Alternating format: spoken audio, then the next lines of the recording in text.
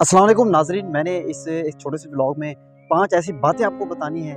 ये बताना है कि नवाज़ शरीफ इस मुल्क से बाहर क्यों जा रहे हैं। ये बहुत अहम पॉइंट्स हैं, 5 पॉइंट्स मैंने आपको बताना है। पहला पॉइंट ये है कि जिस लीडर के पीछे, जिस शख्स के पीछे जो है ना अवाम की ताकत होती है, अवाम की ताकत होती है, वो शख्स शेर बन जाता है, बब्बर शेर बन जाता है। जैसे खान साहब को देख लें, जेल में बैठा हुआ है, जेल में बैठा हुआ है, लेकिन क्या है, बब्बर शेर है। और जिस शख्स के पीछे, जिस लीडर के पीछे जिस लीडर के पीछे जो अवाम की ताकत नहीं होती, तो वो गिदड़ बन जाता है और फिर वो मुल्क से भागने की कोशिश करता है। तो आपके सामने आप समझ गए होंगे पहला पॉइंट जो मैंने आपको बताया कि वो बाहर क्यों भाग रहा है, और एक जो जो एक शख्स जेल में बैठा है वो इतना ताकतवर क्यों हो गया। पहला पॉइंट, अवाम की ताकत नहीं है। दूसरा, ये अवाम का काना हो चुका है। नवाज शरीफ साहब जो है अवाम के काने हो चुके हैं। उसकी वजह क्या है? क्योंकि अपने हल्के तो जीत नहीं सका, दोनों हल्के बेचारा अपने हार गया, और फार्म 47 पे ये बंदा आया हुआ।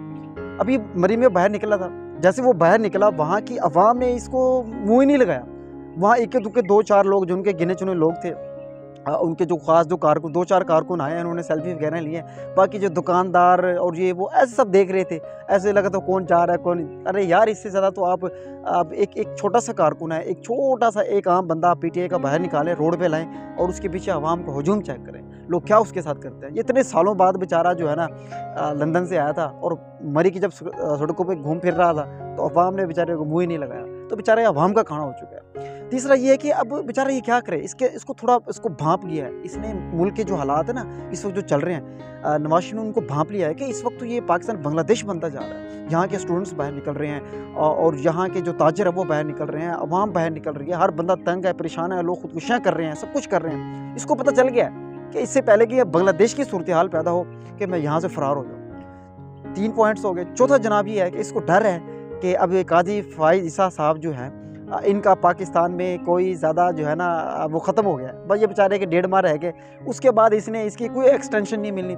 इसका जो है ना वक्त ख़त्म हो चुका है। तो उनके वक्त ख़त्म होने से पहले पहले बेहतर है कि मैं फ़रार हो जाऊँ। मुझे उसके बाद जो है ना उन्होंने जो करना है कौम ने करना है, सब मतलब बहुत बुरा हो जाएगा। और 5वां जो सबसे अहम पॉइंट है, अगर काजी साहब यहाँ चले जाते हैं तो खान साहब ने बाहर आ जाना। जब खान साहब बाहर आ जाएंगे, सोचें इनके साथ क्या होगा। तो ये मेरे ख्याल में 5 पॉइंट्स मैंने आपको मोटे मोटे गिनवा दिए कि जिसकी वजह से जो है ना ये जो भगोड़ा साहब जो है ना इस मुल्क से भागना चाह रहे हैं। अवाम की ताकत पीछे नहीं है, अवाम का काना हो चुका है, बांग्लादेश की सूरत हाल है वो सामने नज़र आ रही है। काजी जो फ़ाइज़ ईसा साहब है वो ख़त्म होने वाले हैं, अपने ओहदे से निकलने वाले हैं, बेचारे की कोई उम्मीदें बाकी नहीं रही। और 5 और सबसे अहम बात, खान साहब बाहर आ रहे हैं, जेल से बाहर आ रहे हैं। तो मेरे ख्याल में अगर आपको ये 5 बातें समझ आ गई हैं, तो आपको हमारा ये व्लॉग भी समझ आ गया होगा, और आपको ये भी पता चल गया होगा हमने क्या बातें की हैं। और मेरे ख्याल में जिन्होंने यहाँ तक पहुँच चुके हैं, और उम्मीद है वो हमारे इस पेज को, अकाउंट को, यूट्यूब चैनल को लाज़मी सब्सक्राइब करेंगे, फॉलो करेंगे, और अपनी राय से भी हमें आगाह करेंगे। बहुत बहुत शुक्रिया। अल्लाह हाफ़िज़।